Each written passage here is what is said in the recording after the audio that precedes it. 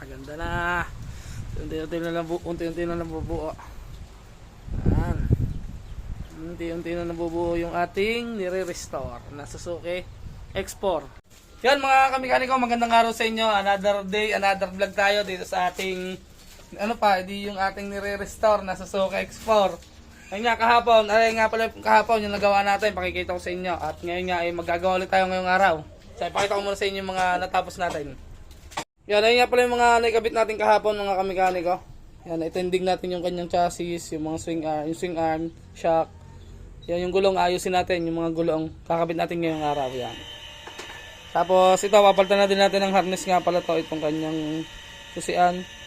Kabit natin yung mga handle switch na replacement lang, pero papalitan natin ng wiring para medyo matibay naman siya. Sinakabit natin yung kahapon. Ayan, edi update ko na lang ulit kayo mamayang hapon mga kamikaniko dito sa ating unit para mabilis mga kamikaniko. Update ko na lang kayo kung ano yung magkakabit natin mamaya. Ayan. Ayan, edi ganoon na lang ulit. Update na lang ulit mga kamikaniko. Yon, update mga kamikaniko. Din sa ating binubuhat. Ari nga, hapon na naman. May nagabit naman tayo mga kamikaniko. Yan, dito sa ating nire-restore na X4. Yan, nagabit natin. Ay, pakita ko na lang sa inyo mga kamikaniko yung nabuo natin ngayong araw at bukas ulit tayo magbablog at kapagod na nga. At pakikita ko muna sa inyo yung mga i-convert natin tsaka yung mga ikinabit nating mga nagmukhang bago. Yan, pakita ko sa inyo. Yan, nakabit na natin yung gulong sa likod. Tapos, nakabit na natin yung mga flasher, stoplight, yan. Na-wiringan na din natin ng bago yan mga kamikaniko. Huwag nyo nang pansinin ng kamay ko kasi syempre gagawa tayo. Yan. Sa mga basher dyan, papansinin pa yung kamay ko. Yan. Na-wiringan na natin ng bagong wiring tong flasher kasi mga local yung nakasama. Yan. May mga sakit na rin. Tapos mga kamikaniko, ito. Yung pinaka-dashboard niya, nakabit na rin natin. Ito, hindi ko pa nakakabit kasi ko-convert pa natin kasi walang lagayan. Lalagyan din natin para mas mukhang bago. Yan. Meron din yan dito.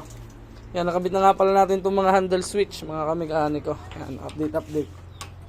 Meron din yang, ito replacement lang mga kamikaniko. Ang ginawa lang natin diyan, pinalitan natin ng wirings yan. Tapos ang ganda ng sakit niya mga kamikaniko. Yan, ang wirings niya, yung malalaki na. Yung buong-buo na. Dumi ng kamay natin kasi nagpipintura tayo. Yan. Tapos itong kanyang dashboard, meron na rin yan. Ganyan din yung sakit niya. Yan, malapit na tayo maglabas ng wiring. Kasi naganda na yung ating nakakita na ako ng magandang sakit. Yan, lalabas na tayo niyan.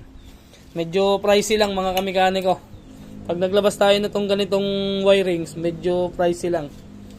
Dahil medyo mahal itong mga sakit na ganito eh. Pero magandang tingnan mga kamikaniko. Saka heavy duty. Yan. Ayan, isa-isa din natin hininang yan dyan mga kamikaniko. Yan.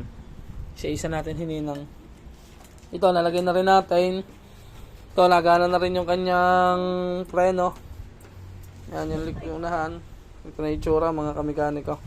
Tapos nga pala yung ginawa nating switch. Yan, nilagyan natin ng switch dito sa hand, sa kamay. Kasi dati walang preno walang switch sa kamay to. O din sa preno sa una, walang switch yan. Yan, nagana na rin.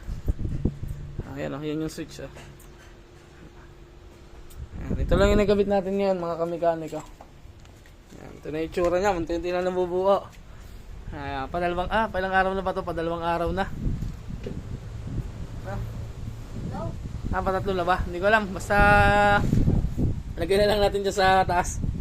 Ayan, ito na yung itsura mga kamikaniko. Napakaganda na. Unti-unti na nabubuo. Ayan. Unti-unti na nabubuo yung ating nire-restore na Suzuki X4. Lambat naman, lambat. Ayan, di pa na mga kamikaniko, hanggang din na nga lang ulit at tayo ay magpapahinga muna at kapagod na. Di bukas na lang ulit, update ko ulit kayo at magbablog ulit tayo. So, abang-abang na lang mga kamikaniko. Peace out.